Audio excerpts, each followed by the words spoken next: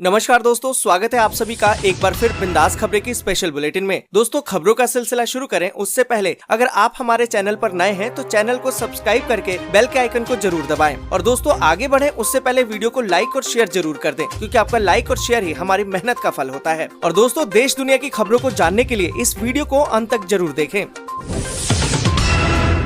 Corona के खिलाफ PM Modi का फुल एक्शन, 10 राज्यों के मुख्यमंत्रियों के साथ कर रहे हैं बैठक। पश्चिम बंगाल का कार्यक्रम किया कैंसिल। देश में बढ़ रहे लगातार कोरोना संकट पर लगाम लगाने के लिए प्रधानमंत्री नरेंद्र मोदी ने खुद अब कमान संभाल ली है। पीएम नरेंद्र मोदी ने शुक्रवार को ताबड़तोड़ बैठकें की है और हालात का जायजा लेने के साथ ही इस लड़ाई के लिए जरूरी संसाधनों की आपूर्ति के लिए रणनीति भी तैयार करेंगे।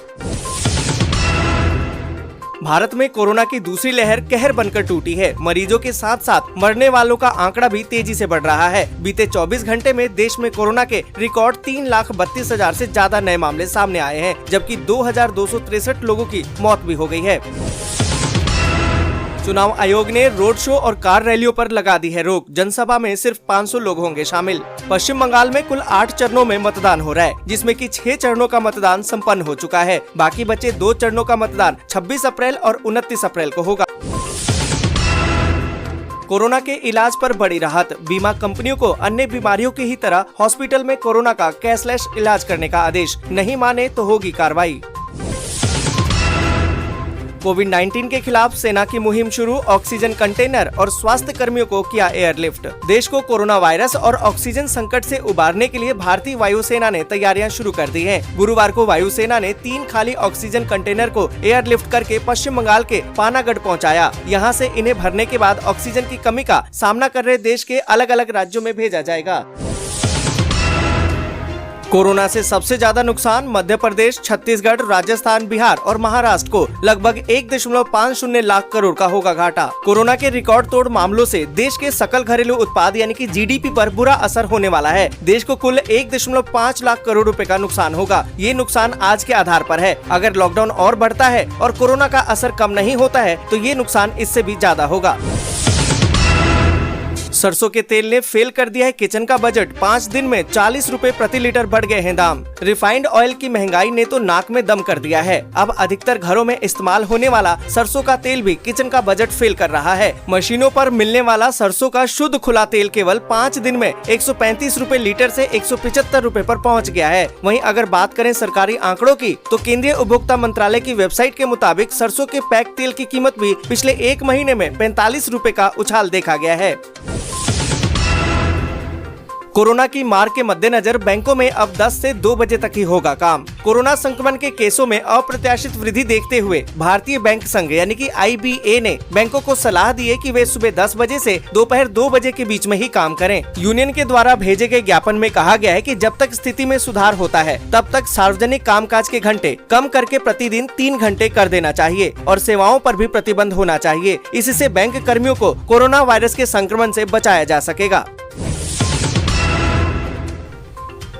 कोरोना संक्रमण के प्रकोप से केंद्र शासित प्रदेश पुडुचेरी भी अछूता नहीं रहा है। ऐसे में यहां आए दिन कोविड के मरीजों की बढ़ती संख्या को देखते हुए प्रशासन ने पूरी तरह से लॉकडाउन लगाने का फैसला लिया है। पुडुचेरी में शुक्रवार यानी कि 23 अप्रैल की रात 10 बजे से सोमवार 26 अप्रैल की सुबह 5 बजे तक लॉकडाउन लगा रहेगा। आपको बताते चलें कि पुडुचेरी में इससे पहले रात्रि कर्फ्यू लागू था, लेकिन लगातार बढ़ रहे कोरोना संक्रमण के मामलों के मद्देनजर मंगलवार को उपराज्यपाल ने यहाँ पर 4 दिनों के लिए संपूर्ण लॉकडाउन के आदेश दिए हैं।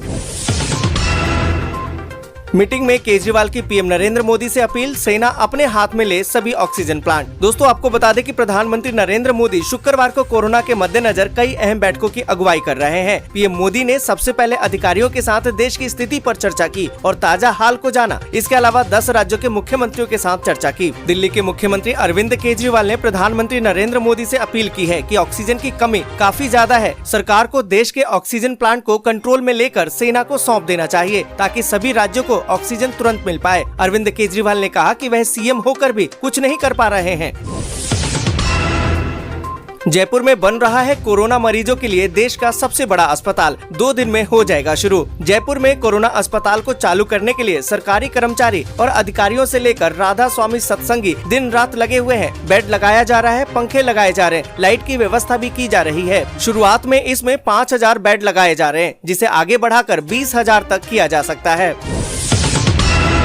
दिल्ली में एक्टिव हुआ कोरोना का यूके और डबल म्यूटेंट वेरिएंट, 50% मामलों में होगा इसका असर। देश की राजधानी दिल्ली में चली कोरोना की लहर अब आंधी का रूप ले चुकी है। पिछले कुछ दिनों में दिल्ली में कई लोगों की जान इस वायरस ने ले ली है, लेकिन अब जो नया डेटा सामने आया है वह और भी परेशान करने वाला है। दिल्ली में कोरोना के यूके वेरिएंट ने दस्तक दे दी है।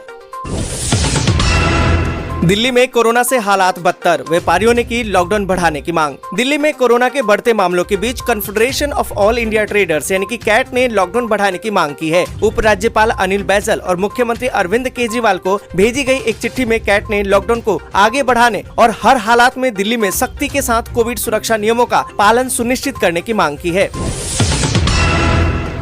बिहार में ऑक्सीजन की कमी से कोरोना मरीज परेशान, अब बचाव करने वाले सैनिटाइजर पर भी संकट। बिहार में कोरोना वायरस संक्रमितों के इलाज में ऑक्सीजन की कमी से परेशानी हो रही है और अब संक्रमण से बचाव में सैनिटाइजर की कमी भी होने की आशंका गहराती दिखाई दे रही है। बिहार की शुगर मिलों ने इथेनॉल बनाने वाली कंपनियों को कच्चे माल की आपूर्ति फिलहाल रोक रखी है। इस कारण उन्हें सैनिटाइजर बनाने के लिए इथेनॉल नहीं मिल पा रहा है। छत्तीसगढ़ में टूटा कोरोना का रिकॉर्ड, 16,750 नए संक्रमित मिले, 207 लोगों की गई जान। छत्तीसगढ़ में कोरोना के संक्रमण की वजह से हालात दिन पर दिन खराब होते जा रहे हैं। गुरुवार को अब तक का सबसे बड़ा कोरोना वायरस विस्फोट हुआ है। प्रदेश में एक ही दिन में 16,750 नए पॉजिटिव मिले हैं, जबकि 207 लोगों की मौत हो गई है। इनमें 197 की मौत एक ही दिन में हुई है। प्रदेश में अब सक्रिय मरीजों की संख्या 1,21,555 पहुँच गई है।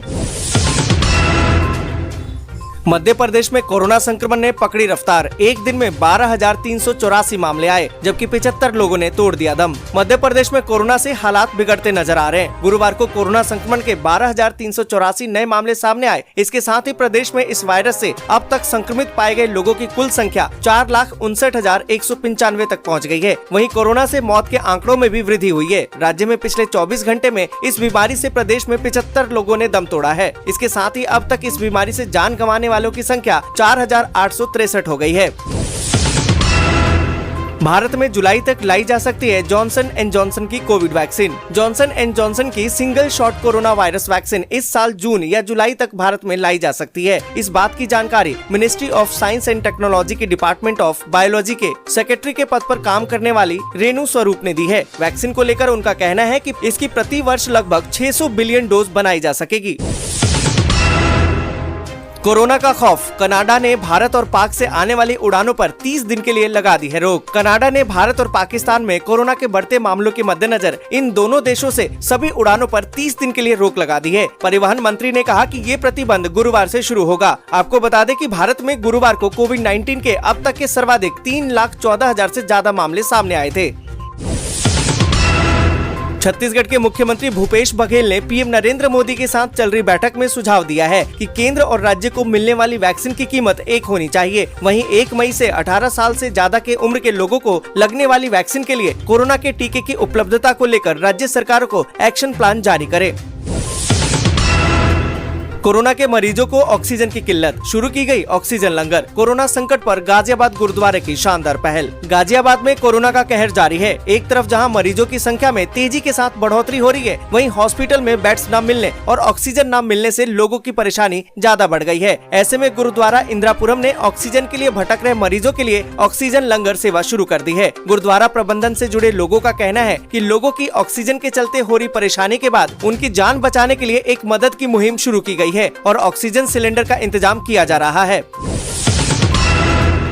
दिल्ली के अपोलो हॉस्पिटल ने कहा कि सरकार के सख्त निर्देशों के बावजूद अस्पतालों में ऑक्सीजन की हो रही है तंगी। चिकित्सा ऑक्सीजन का बिना रुकावट उत्पादन और सप्लाई सुनिश्चित करने को लेकर सरकार के सख्त निर्देशों के बावजूद अस्पतालों में ऑक्सीजन की भारी कमी बनी हुई है। अपोलो हॉस्पिटल की संयुक्त प्रबंध निदेशक संगीता रेड्डी ने शुक्रवार को ये जानकारी दी है। ये थी देश और दुनिया की बड़ी और अहम खबरें। ऐसे ही खबरों को अपने मोबाइल पर देखने के लिए हमारे चैनल को सब्सक्राइब कर लीजिए। अगर ये खबर आप फेसबुक पर देख रहे हैं तो हमारे पेज को फेसबुक पर लाइक करें। जय हिंद, जय भारत।